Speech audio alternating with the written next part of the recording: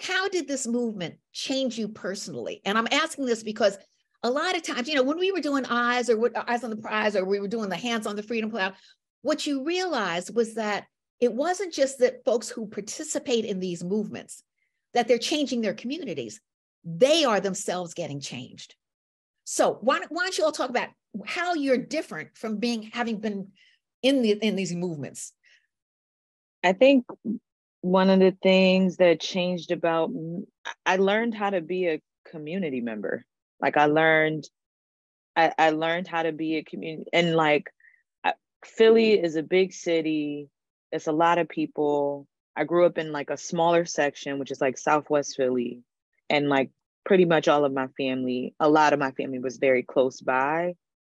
And a lot of the people I went to elementary school with, I ended up going to high school with, and that kind of thing. But it still wasn't, I didn't have to do anything to be a part of the community. I think that organizing, especially in North Carolina, once I moved here, taught me that like, oh, right, that is how I stay safe. That is how I understand what is even happening in the small version of the world around me.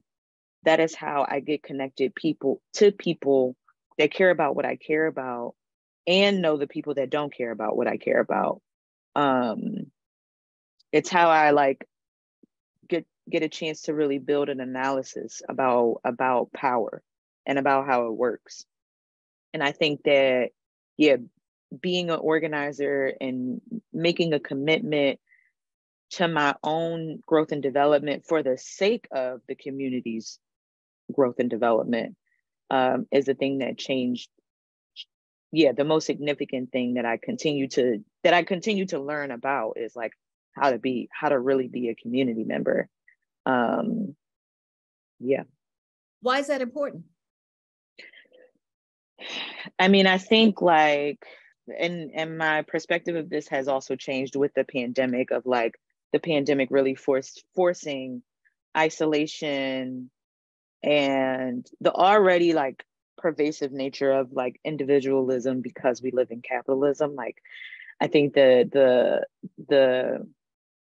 pandemic has also kind of forced this isolation, and now there's a even newer way that I have to be in an agreement and in a commitment of being in community with people, even through the pandemic.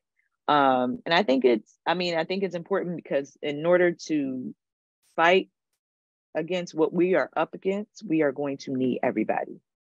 Like we are literally going to need everybody. And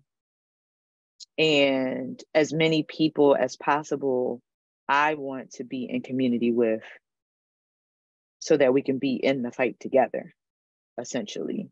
Not in a sense that is like this kind of like, unity in the community. I feel like that's a great start. Unity in the community is a great start. And it's like, what's the type of unification that we need to be in, which is like one that is about building power. And that can only come from building a really intentional community. And I see you nodding, Rachel.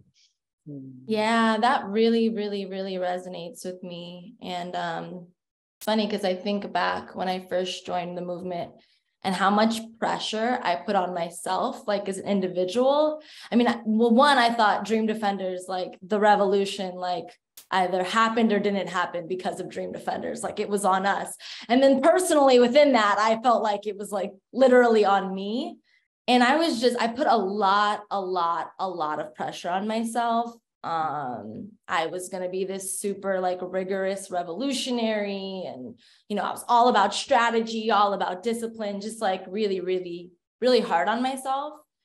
And I think, it's such a blessing, like being building an organization with other people and being in community together. It's a really intimate thing, because people reflect back, like, you give each other feedback, and people really, you see your reflection in other people, and people reflect back to you the ways you need to grow.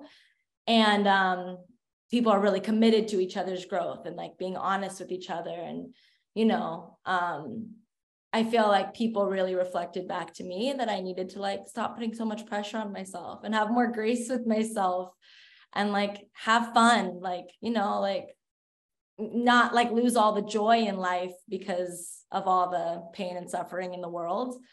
So I feel like really grateful for that. And I think I've learned to just have like a lot more compassion for myself, to have a lot more patience with like myself and others. And to realize like we're in this work to also be like transforming ourselves.